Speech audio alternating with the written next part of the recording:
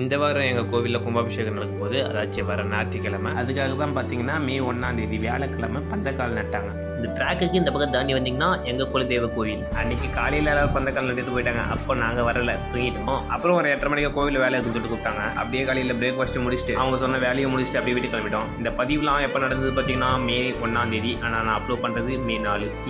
வேலைக்கு போய்ட்டு வச்சுக்கே கரெக்டாக இருக்குது. அதான் அப்புறம் வீட்டுக்கு போயிட்டு ஒரு சாயந்தரமாக வந்தோமா, வந்து மற்ற இருக்கிற வேலையை குடும்பம் செஞ்சுட்டு இருந்தோம். மேலே இருக்கிறது யாருன்னு பார்த்தீங்கன்னா எங்கள் சித்தப்பா தான். லைட் கட்டுறதுக்கு மேலே ஏற்றாரு. அப்புறம் பொம்மை அம்மாவையும் வெள்ளை அம்மாவையும் போன வாரம் தொட்டியில் வச்சுருந்தா நீங்கள் பார்த்துருப்பீங்க. அவங்கள அந்த தொட்டியிலேருந்து எடுத்து இந்த மெத்தையில வச்சு மூடுவாங்க. பாகுபலி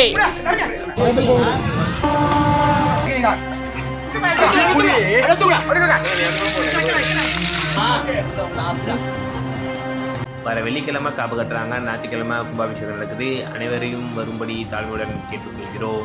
மோஸ்ட்லி இந்த பதிவில் இருக்குன்னு பார்த்தீங்கன்னா எங்களுக்கு பின்னாடி வர ஜென்ரேஷன்லாம் இதை பார்ப்பாங்கள்ல, அதுக்கு தான்.